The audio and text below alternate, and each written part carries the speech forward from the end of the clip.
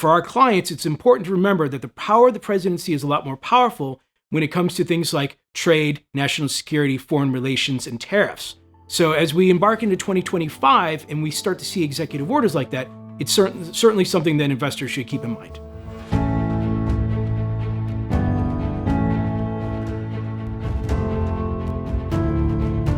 My name is Nathan Dean. I am a senior policy analyst with Bloomberg Intelligence located in the Washington, D.C. office, and I focus on financial services policy and other things in Washington that impact markets and sectors and industries.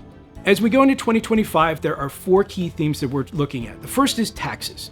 Now, 2025 is going to be a robust tax debate no matter what, because the Trump-era tax cuts of 2017 expire at the tail end for individuals.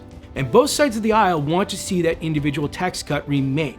So, things like corporate tax rate, uncapitalized gains and losses, the SALT deduction, the state and local tax deduction, that's all going to be part of the debate. And before we get to the end of the year, a new comprehensive tax package should be passed.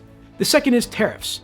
Tariffs are an effective tool for the president to influence policy, certainly on the national or on the foreign relations stage. Tariffs, are very popular with presidents, and we should see tariffs go into 2025, and that would be certainly something that clients should be paying attention to.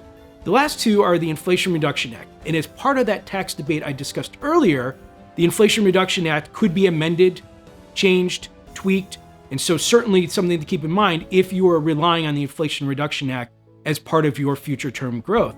And the last is the debt ceiling.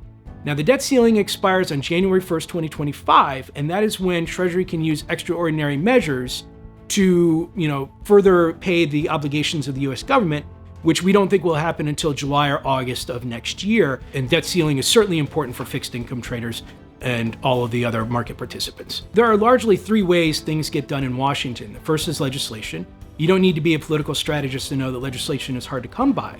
But when it does happen, it's often a dramatic impact for sectors and industries and the companies that we look at, and certainly could be a game changer in terms of costs, opportunities, and risks. Regulation is a similar story, but regulation, yes, regulators can bypass opposition parties, but regulators take much longer to implement their regulations, could often be 2 years, and courts are increasingly skeptical of the power of the regulator, and as a result, some regulations may not have the same teeth that they used to have. And the third is executive orders. Now, many times executive orders are a fancy way of the president picking up the phone and directing their staff to do something, either the legislative route or the regulatory route. But the power of the presidency is a lot more powerful when it comes to things like national security, foreign relations, trade, and tariffs. And so if there's an executive order that's in that space, that's something that, market participants should certainly keep in mind. Bloomberg Intelligence has a dedicated team of litigation and policy analysts. It's not something you very often see on the sell-side research market.